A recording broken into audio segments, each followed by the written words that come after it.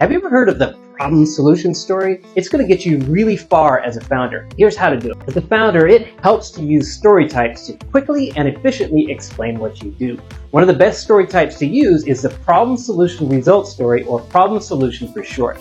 That's because it's incredibly simple to use for entrepreneurs and it's the easiest to understand for audience. At its core, this type of story centers on why most businesses are formed. There's a problem that someone has that needs a solution. The more painful the problem, the more desirable the solution will be. Now, the solution typically centers on the product or service that you're providing that solves a stated problem.